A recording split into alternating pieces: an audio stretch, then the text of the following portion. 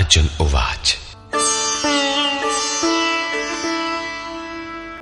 दृष्ट्वेमं स्वजनं कृष्ण युयुत्सुं समुपस्थितम् सीदन्ति मम गात्राणि मुखं च परिशुष्यति वेपथुश्च शरीरे मे रोमहर्षश्च जायते।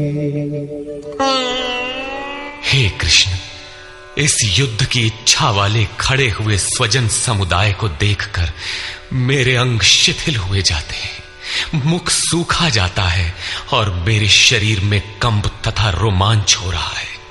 इतना ही नहीं,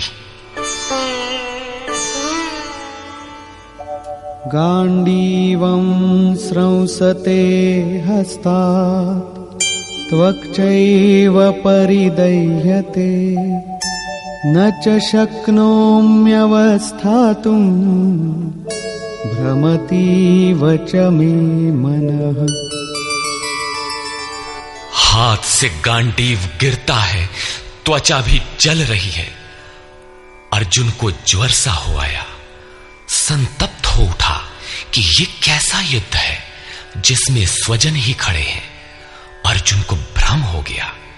वो कहता है, अब मैं खड़ा रह पाने में भी अपने को असमर्थ पा रहा हूं, अब आगे देखने की सामर्थ्य नहीं है। निमित्तानि च पश्यामि विपरीतानि केशव न च श्रेयोनुपश्यामि हत्वा स्वजनमाहवे। हे केशव, इस युद्ध का लक्षण भी विपरीत ही देखता हूं। युद्ध में अपने कुल को मारकर परम कल्याण भी नहीं देखता हूं। कुल को मारने से कल्याण कैसे होगा?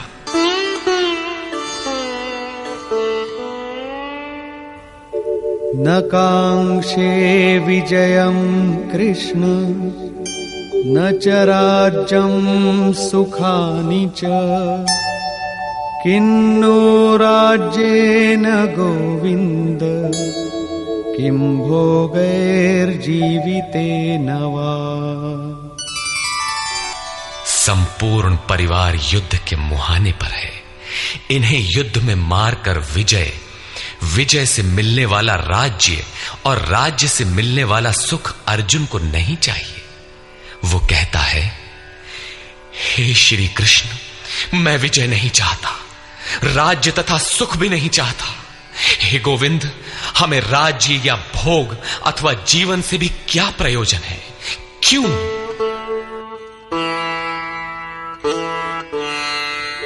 येषामर्थे कांक्षितं नो राज्यं भोगाः सुखानि च तैमेव स्थिता युद्धे प्राणान् त्यक्त्वा धनानि च। हमें जिनके लिए राज्य भोग और सुखादिक इच्छित हैं, वे ही परिवार जीवन की आशा त्याग कर युद्ध के मैदान में खड़े हैं। हमें राज्य इच्छित था तो परिवार को लेकर, भोग सुख और धन की पिपासा थी तो स्वजन और परिवार के साथ उन्हें भोगने की थी। किंतु जब सब के सब प्राणों की आशा त्याग कर खड़े हैं तो मुझे सुख राज्य या भोग नहीं चाहिए। ये सब इन्हीं के लिए प्रिय थे। इनसे अलग होने पर हमें इनकी आवश्यकता नहीं है। जब तक परिवार रहेगा तब तक ये वासनाएं भी रहती हैं। झोपड़ी में रहने वाला भी अपने परिवार, मित्र और स्वजन को मारकर विश्व का साम्राज्य स्वीकार नहीं करेगा। अर्जुन यही कहता है कि हमें भोग प्रिय थे, विजय प्रिय थी, किंतु जिनके लिए थी, जब वे ही नहीं रहेंगे तो भोगों से क्या प्रयोजन? इस युद्ध में मारना किसे है?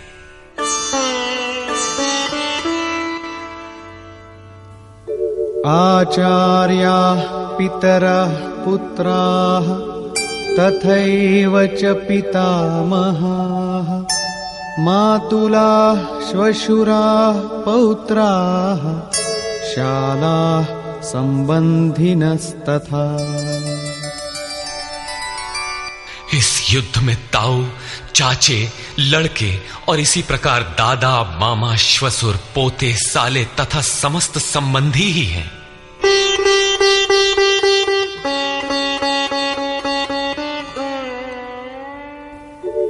एतान्न हन्तुमिच्छामि घ्नतोऽपि मधुसूदन अपि त्रैलोक्यराज्यस्य हेतोः किन्नु मही कृते। हे मधुसूदन, मुझे मारने पर भी अथवा 3 लोक के राज्य के लिए भी मैं इन सबको मारना नहीं चाहता। फिर पृथ्वी के लिए कहना ही क्या। 18 अक्षौहिणी सेना में अर्जुन को अपना परिवार ही दिखाई पड़ा। इतने अधिक स्वजन वास्तव में क्या हैं? वस्तुतः अनुराग ही अर्जुन है। भजन के आरंभ में प्रत्येक अनुरागी के समक्ष यही समस्या रही है।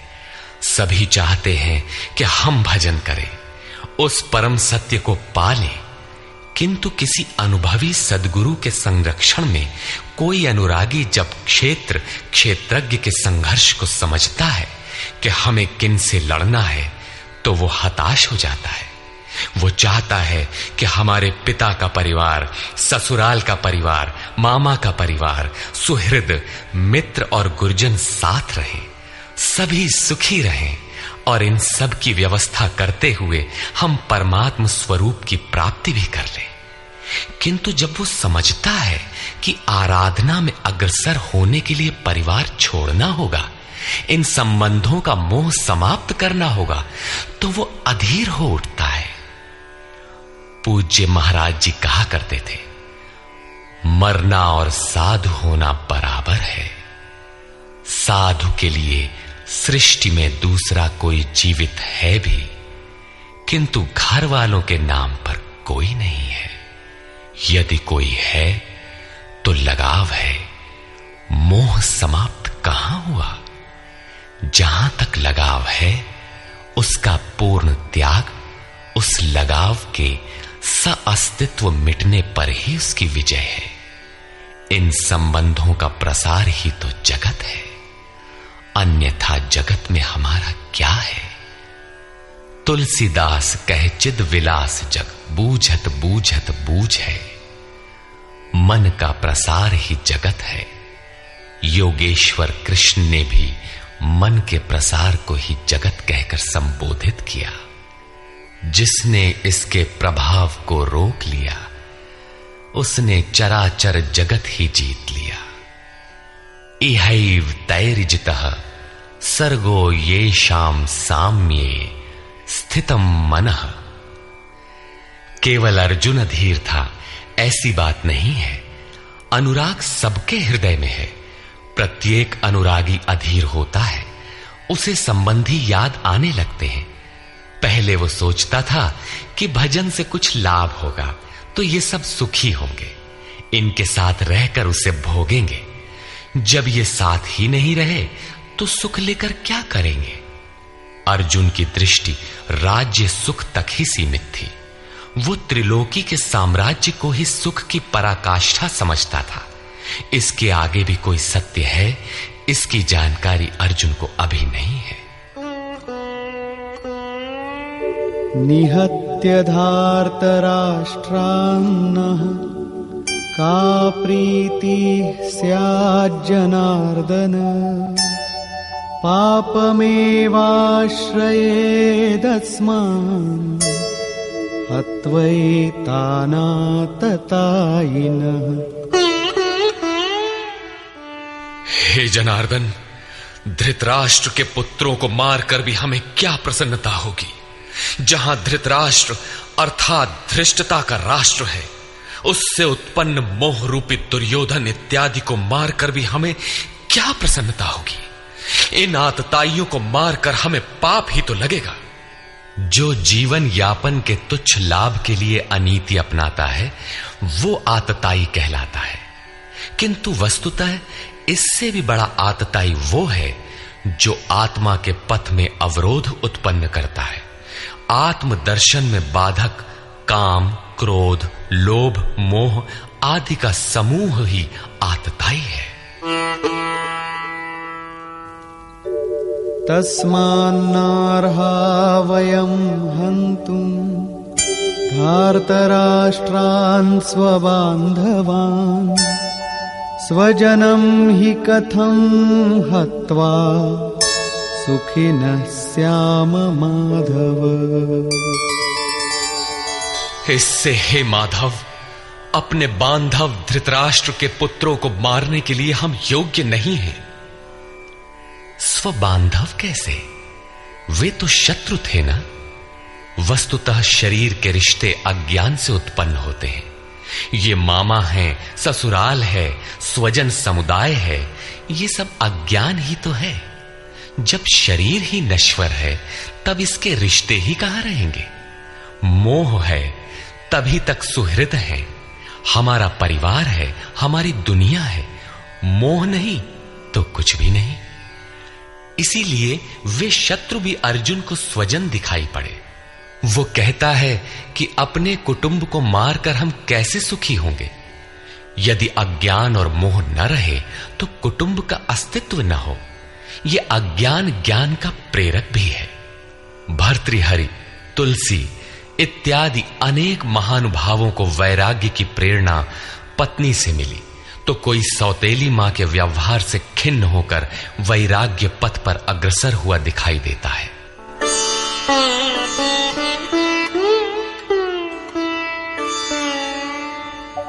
यद्यप्येते न पश्यन्ति